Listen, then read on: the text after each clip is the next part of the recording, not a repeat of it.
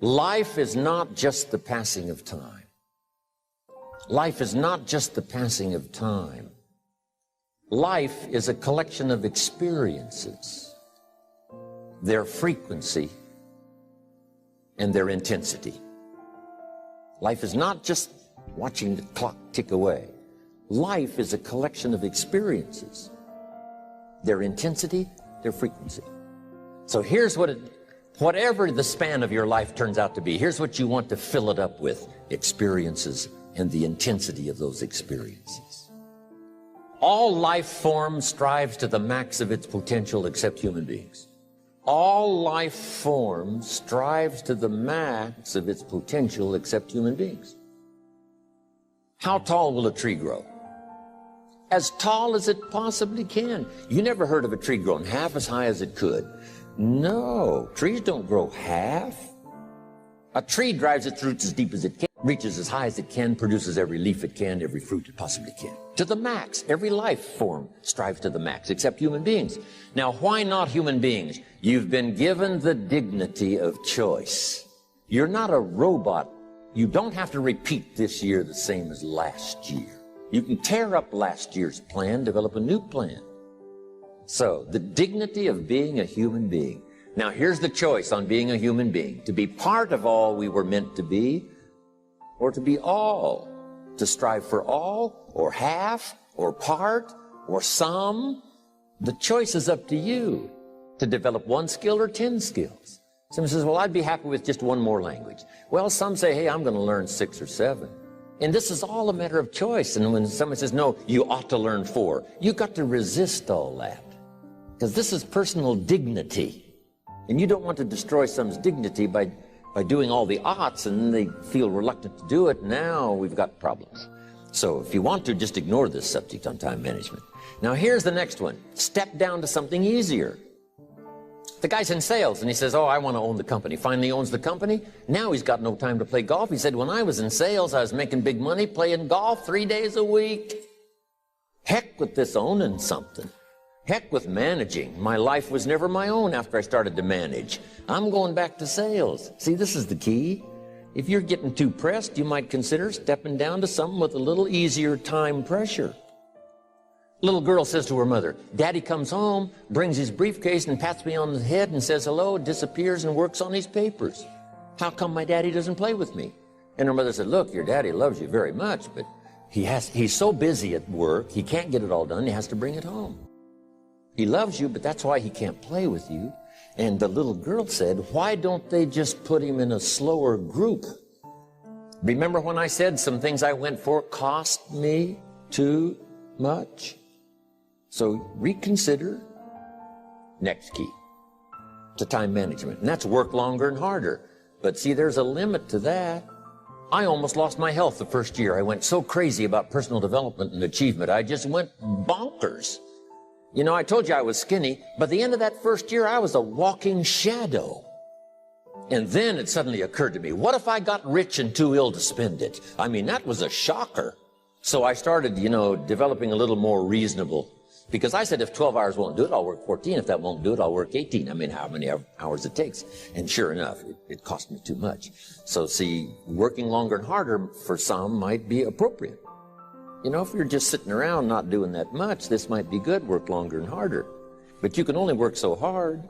Here's the key, not to work harder, but smarter. When you've worked as hard as you can, doing the best you can in terms of physical output in the time, reasonable time. Now here's the ultimate in the management of time, and that is you simply become more skillful. That's good in sales. You got to jot that down. When you're new, you make up in numbers what you lack in skill.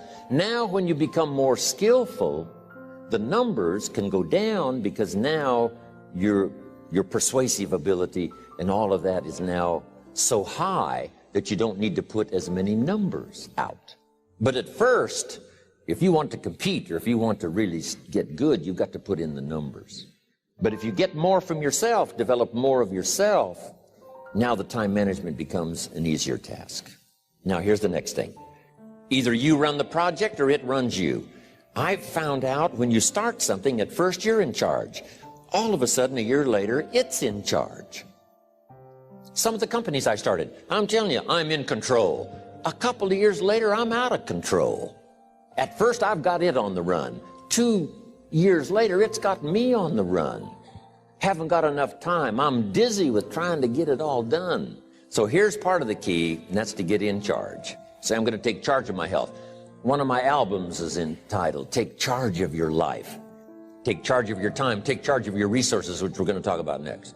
Take charge of your health. You're the one that's responsible for it. It's not a requirement of society that you not have a heart attack and take care of your family. That's not a requirement of society, but you must make it a requirement of yourself.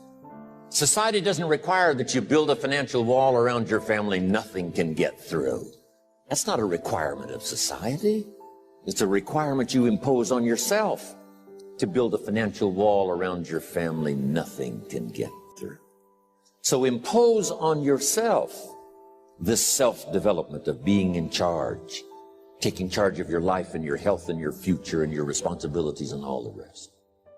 Next, reasonable time is enough time to achieve all of your goals. Just jot that down. Reasonable time is enough time. I had to learn that.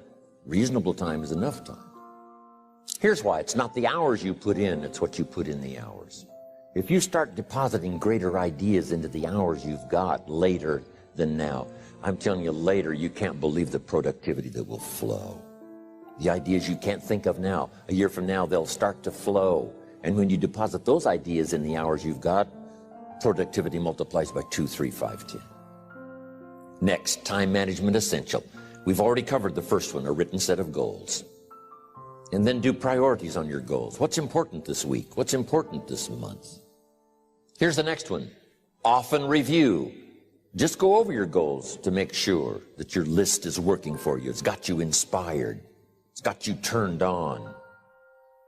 Somebody says, how come you're up so early? Say, if you were headed where I'm headed, you'd be up early too. If you were going to meet who I'm going to meet, you'd be up early.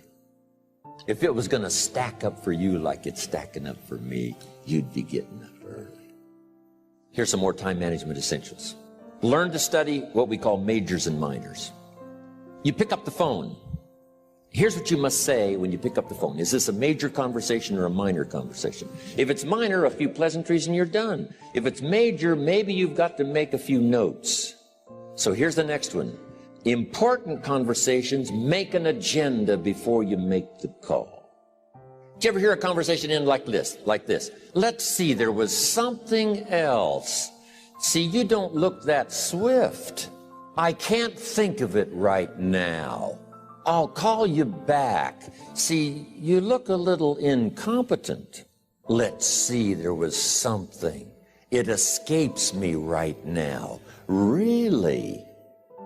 So have you got this now? Make an agenda before you make a call if it's an important call. Now later that saves you all kinds of stuff.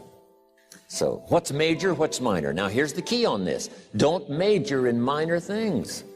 If you take up major time to do minor things, I'm telling you, you'll be behind the curve constantly. Here's another key time management essential. Don't mistake movement for achievement.